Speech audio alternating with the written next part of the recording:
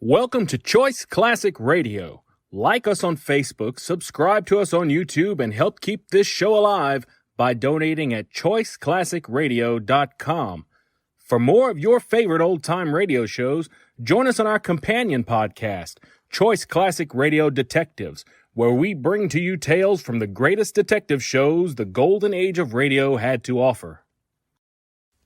And now, with 463 episodes made, broadcast on CBS Radio from 1942 to 1955, we bring to you The Whistler.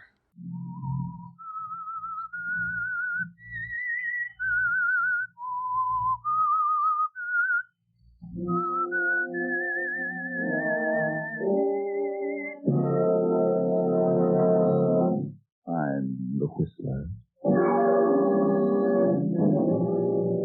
I didn't ask you to marry me. You asked me. And you said you were going to get a job so you wouldn't be dependent on your mother. I was happy then, Darren. I'm proud of you. Another Saturday night, and again, CBS presents The Whistler.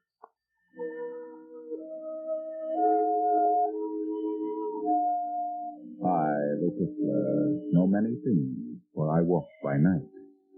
I know many strange tales, many secrets hidden in the hearts of men and women who have stepped into the shadows.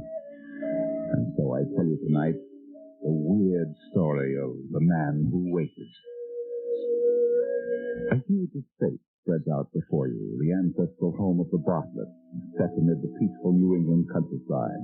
The war has not yet come. It is 1937. The estate is ruled by Lydia Bartlett, a cold, cantankerous woman ill with heart trouble. Into this unhappy setting has come young Genevieve Garrison to act as secretary companion to bedridden old Lydia Bartlett. Lydia has but one child, a son, Barry, recently returned from a tour of Europe. The handsome young Barry is immediately attracted to lovely Genevieve, and after a month has passed... Genevieve, where are you? Oh, I've been looking all over for you. So this is your hiding place. No one ever comes up here, except for birds. Mighty windy up here in the tower. I love it. It sings to me. Yes? You're a strange girl. You know, I think you're part of this wilderness. Some wild thing that shows itself for an instant and then disappears. That's your charm for me, Genevieve. That unattainable wildness that lures me. Please, Barry. Oh, I know Mother'd have us to see you. I was in love with you. Then you must be sensible, Barry. After all, she controls the estate. And you'd have nothing if you were to make her angry. Your eyes are almost black when I see them so close. Are you frightened, Genevieve? No. That is... You're not feeling so bad? No.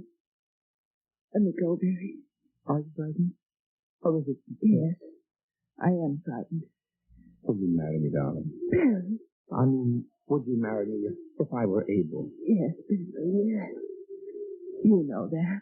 I'll have to find some sort of a job if we marry. Mother would cut me off in a minute. You know how she feels about marriage. Yes. We'd best forget about it, Barry. I wouldn't want to cause any trouble between you and your mother. You better go now. Oh, you're too lovely for words, Genevieve. Barry? I love you, darling.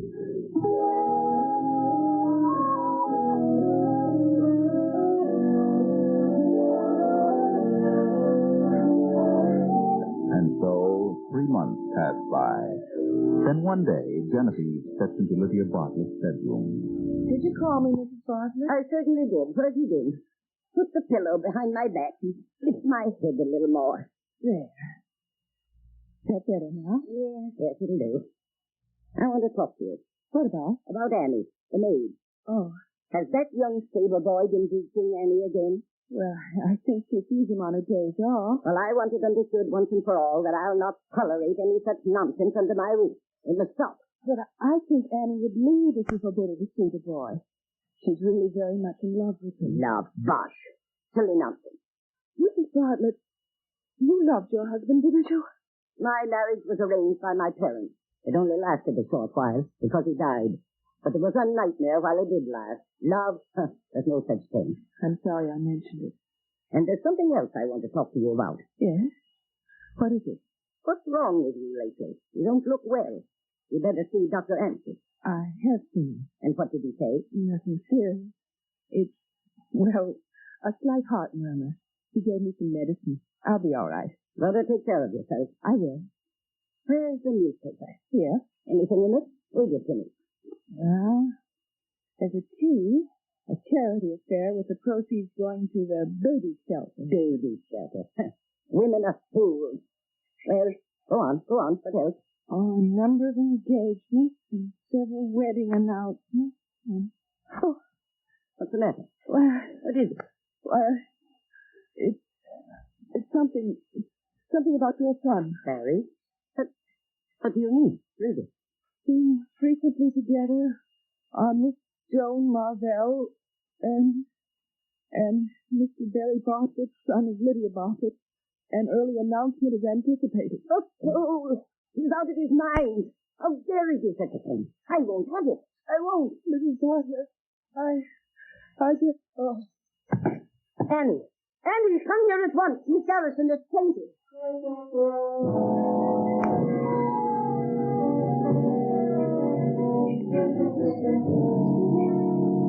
How are you feeling, Genevieve? Mother said you'd been ill. You had some sort of an attack. It wasn't anything. I had rather a shock. My heart isn't too good. I was reading the paper to your mother, and I noticed your name coupled with that of a Miss Marvell. Oh. It was silly of me to give way because I know it can't mean anything now. Genevieve, I think I'd better come right out with it. You mean it's true? Oh, Barry, how could you? I've been trying to get up here to discuss it with you. You know that such an arrangement as ours is no good. Why, if Mother ever found out we were married, we'd be sunk. It's very unfair. Just as unfair to me. I didn't ask you to marry me. I was content the way things were. But when you asked me to be your wife, you said you were going to get a job so you wouldn't be dependent on your mother. I was so happy and so proud of you. Well, I tried to get a job. But it's terribly awkward trying to find something to do when you're not accustomed to it. And you can't ask a man of my position to go out and become a garage mechanic or something like that. There's nothing dishonorable in becoming a garage mechanic. Oh, don't talk nonsense. Naturally, I can't tell my friends my reason that I'm married. Naturally. I met Joan some time ago. I was up at King's College with her brother Ned. She's grown up to be most attractive. More attractive than I am. I didn't say that. It would be a very suitable marriage. The Marbells have lots of money, and the old man would give me a place in his business.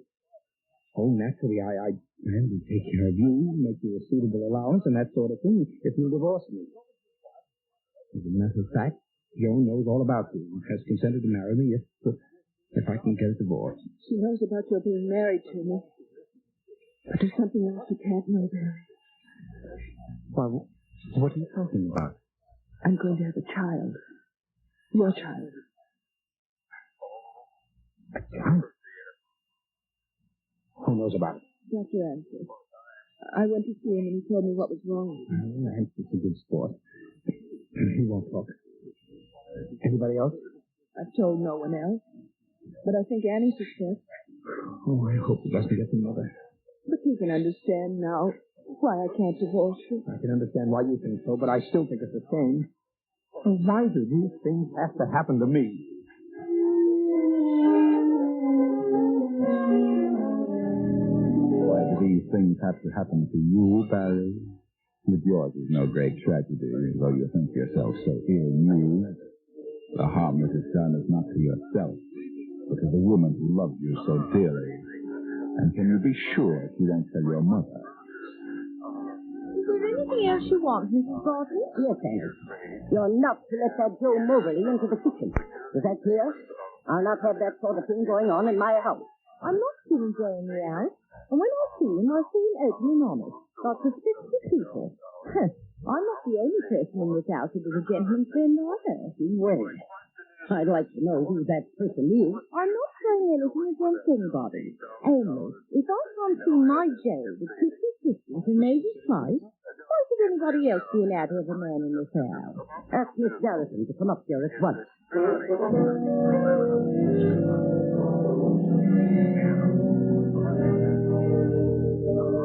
Annie said you wished to speak to me, Mrs. Bartlett? And so I do. So I'll come right to the point. What's going on behind my back? Behind your back? I don't know what you mean. Oh, yes, you do. Lie very badly. Out with it. I don't understand. Did Annie say anything about you? I was berating Annie for seeing that Joe. And she popped her head and said she wasn't the only person hereabouts who had a gentleman friend. Only her gentleman friend called on her open and honest. Well, is there anything to what she says? Yes. I have a gentleman friend, as Annie put it so elegantly. I have more than that.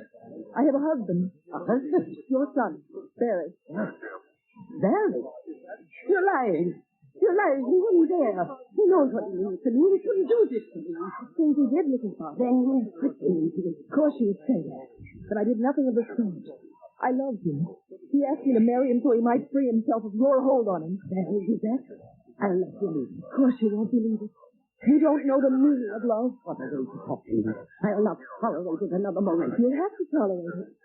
Because there's no way of your stopping it. I learned something else from Barry. He has one side to his nature that he takes from you. What do you mean? I married him because he was going to find a way that we might live together openly. But Barry found he couldn't do what he said he would do. He found an easier way to live. Through another woman who could keep him in the style to which you had accustomed him. So he told me this, expecting I would forego my claim to him. Divorce him? I would have released him. But there was another whose claim was greater than mine. Who's Charlie. Oh, disgraceful. Under my very roof. I can't endure any more of this. I'll call my lawyers. I'll cut him off without his things. My medicine. Medicine. Oh.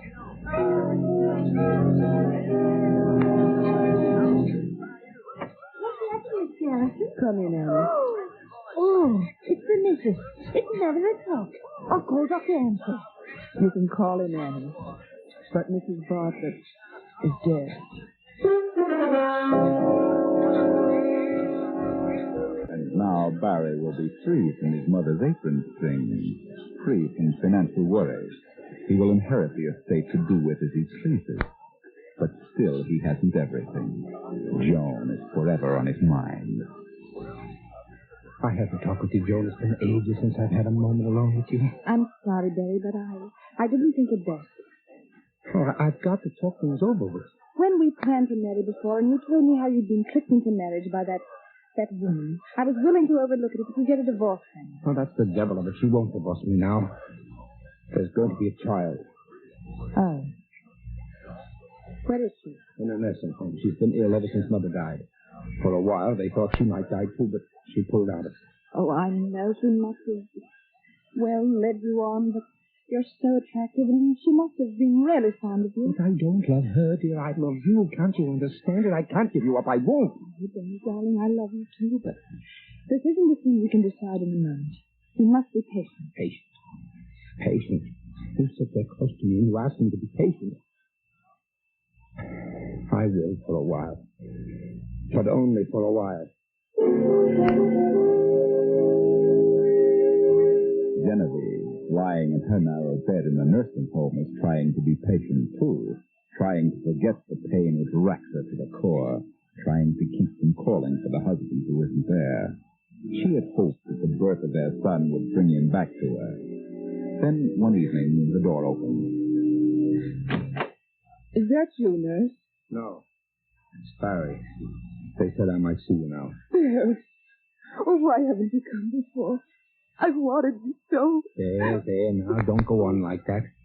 I've had quite a lot of business connected with the estate, which took me away for a bit. They sent me a wire about the baby, and I came as quickly as I could. Have you seen it? Yes, rum little Dickens. Babies all look alike. Well, you'll be as fit as a fiddle before long, and after you get out of here, there's some things that must be straightened out. What things straightened out? I don't understand. Oh, things. I'll see about a house for you and the baby, and... For me and the baby? What about you? Aren't you going to live with us, Barry? No, you see, I... Barry, that girl. Are you still in love with her? Well, yes, I am. I thought when the baby came it would be different. I see it's not. Well, it's... Let me tell you something. Sit down. You'll have to keep her waiting a while longer. They thought I didn't hear them because I was being put under the anesthetic. But I wasn't quite out. The doctor said she may last for years, but I lay you 10 to 1 she's dead in 3 months. Oh, come now. You may have imagined it. I didn't imagine. You know what that means to me. 3 months to live. You can see how important it is that those 3 months should be spent with you. The doctor didn't say a word to me about your being in such a serious condition. I heard him. I see. And you don't want to give me a divorce. You want me to wait, is that it? Yes, sir. Please. It was my mother, and now you. Sir, there's something I feel I must tell you. Something about your mother you don't know. Well, what do you mean? The doctor said she died of a heart attack, and she did. But she wouldn't have died if I'd given her the medicine for it. She'd found out from Annie that I'd been seeing some man. And when she asked me who it was, I told her everything. You did? She went into a tantrum and stormed at me. She had an attack. And I stood by and watched her gasp for breath and call for help that never came. I did that for you. For you. You expect me to go on with you? I expect you to stay with me and our son during the last remaining months of my life. And if you try to leave me and seek to have me put away because of what I've done, I'll bring you into it. I'll swear it was your idea. That you're an accessory.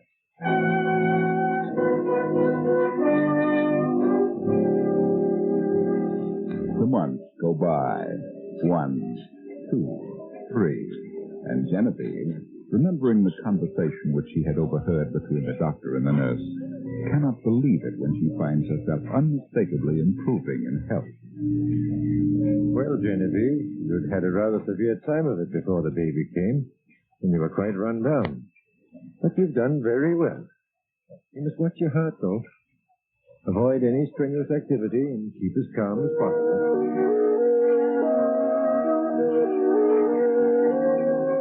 Barry has sullenly accepted the conditions which have been forced on him, but the knowledge that Genevieve was responsible for his mother's death, as well as for his enforced separation from the girl he loved, makes him sullen and bitter. There's no happiness for either of them in this unnatural arrangement, but Genevieve holds him with her constant threat. Did you ring for me, Mrs. Bartlett? Will you ask Cook to make me a fresh pot of coffee, Annie? This tastes very bitter. Yes'm. But Cook won't like it.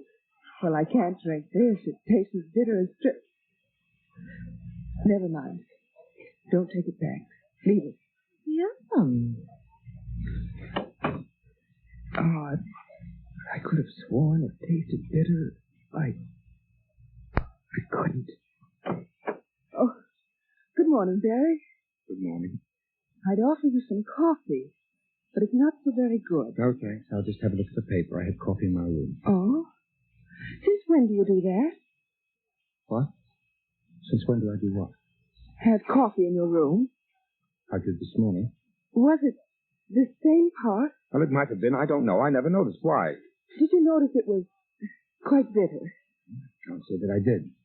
Might have been standing too long. The cook should have sent you some fresh coffee. Get after her about it. Yeah. It might have been standing too long.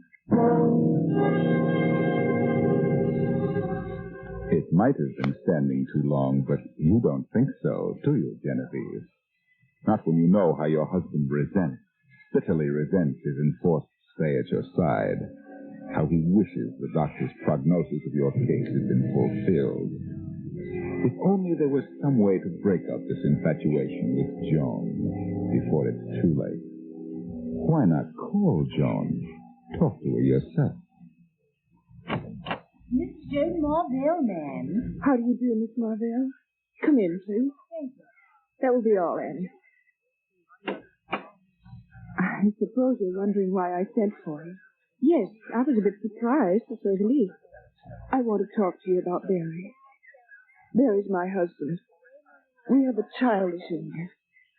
This is his home, and I've done everything possible to keep him here where he belongs. But so long as you continue to see him, it will be more difficult for him to make a decision. What makes you think I've been seeing him? I can tell by the way he acts. He thinks he's in love with you. And he will continue to think so until you make a definite break. Well, Mrs. Bartlett, I've not been seeing Barry. He's tried to reach me many times, but I've purposely avoided him. Are you sure? Yes. Because I'm going to be married to someone else. So you have nothing further to worry about. Does Barry know this? No. Then why haven't you told him? I intend to tell him today. I wish you would. He's been acting strangely of late, and I'd feel ever so much easier about things if you let him know the truth. I understand, Mrs. Bartlett. I hope you'll be very happy, Miss Marcel. And I do thank you for coming.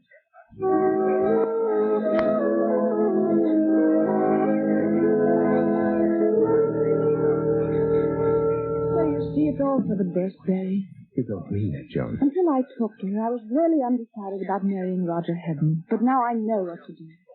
She's a lovely woman, Barry. The most tragic eyes I've ever seen in my life. You must go back to her. She wants you, needs you. You must forget about me. So she sent for you, did she? Yes. She thought you were being clever. Oh, why doesn't she give up? She knows how I feel. I do wish you hadn't gone to her. I'm glad I did. I know now what to do. And having seen her, talked to her, I understand you so much better. Understand? Yes.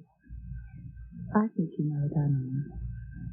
Goodbye, Barry. No, please. Joan, please, wait a minute. You don't really love this, Roger. You're doing this just because of Genevieve. You must think of yourself. Think of me. Hold your decision for a few weeks. Why? Well, something may happen. I mean, if we'll just wait a bit, the picture may change for us. How do you mean? How could that be possible now? Promise me that you'll wait. What are you thinking, Barry? Why, nothing. I just want you to wait. She said you'd been acting odd. She's imagining things. I'll have to hurry now or I'll miss my appointment. Goodbye. I said goodbye, Barry. Oh, yes. Goodbye, Jane.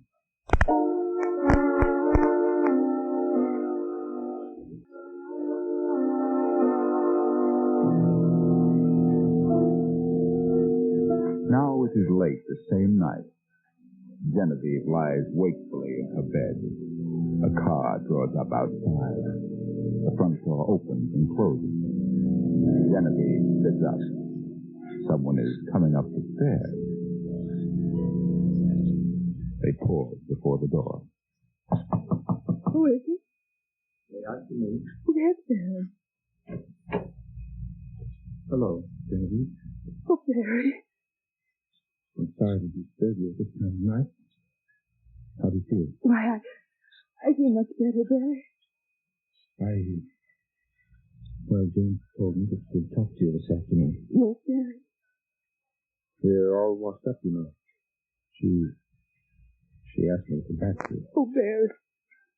If you only would. A lot of unpleasant memories between us. I tried to make you forget them, Barry. I had decided to go to California. Oh, Barry, please don't. Stay with me. I need you, darling. Please don't go. Oh, Jane.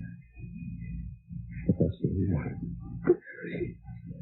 Barry, you don't know what this means. We'll really be together again. You and the baby.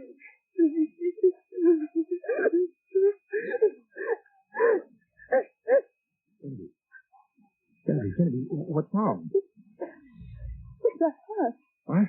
Excitement. My medicine. In the bathroom. Please, Barry. Medicine? Yes. The little one with the medicine doctor. Please. Yes, Genevieve. That is the medicine doctor. Medicine doctor. Oh.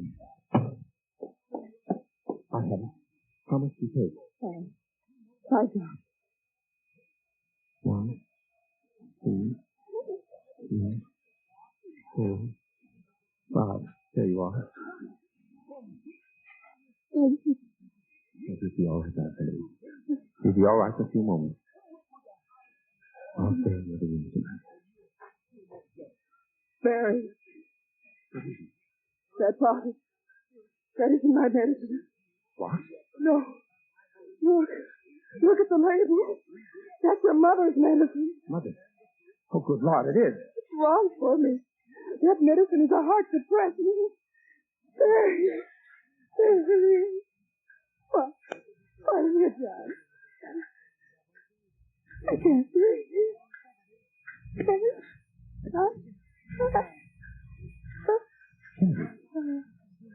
Genevieve.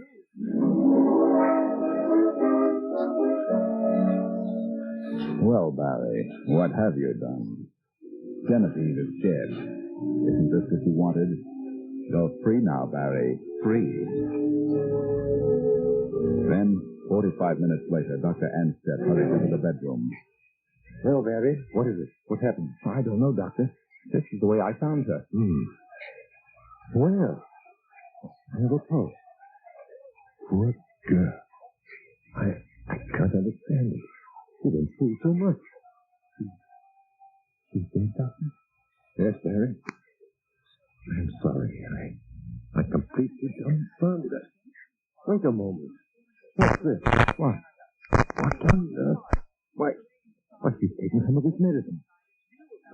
Good heavens, yes, I can smell it in the glass. Well, what's wrong? This isn't her medicine. I prescribed this to your mother. My mother?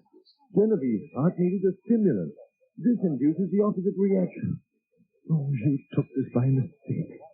By mistake? But how on earth did... Well, there's nothing we can do for her now. What time did you say you came into the room, Barry? Why? Well, just a few moments before I called you. Well, that would be 12 minutes ago. Yes, that's right. I see. As she was gasping for breath, she tried to say something, but I couldn't make out what it was. I called you immediately. Well, I'll call the undertaker. I'll use the phone in the hall.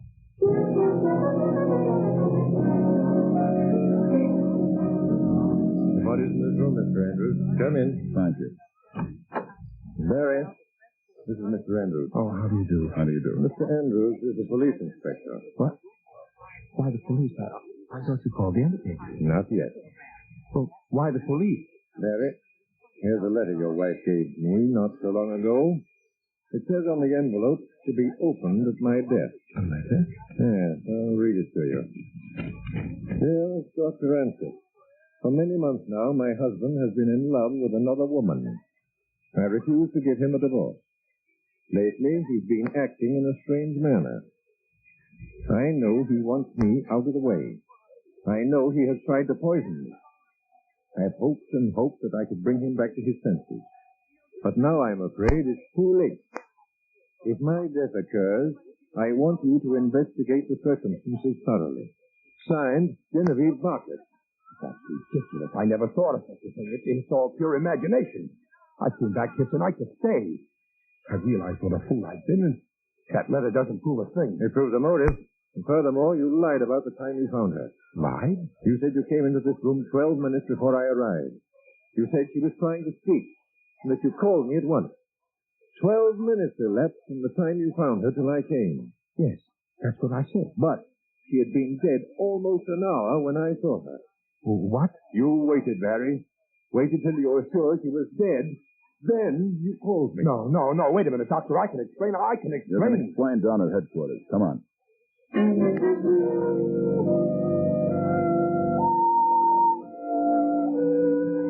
Barry tried to explain.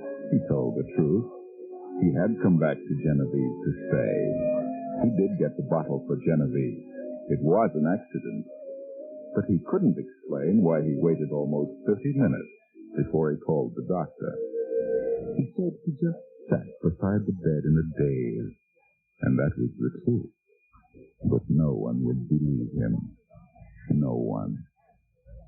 Poor Barry.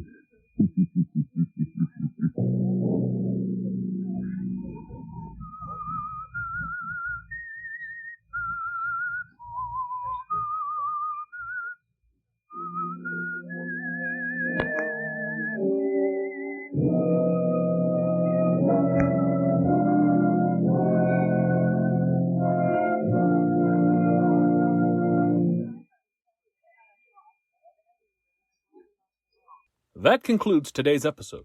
We'd like to thank you and remind you to donate at choiceclassicradio.com. Remember, your donations make episodes like this possible.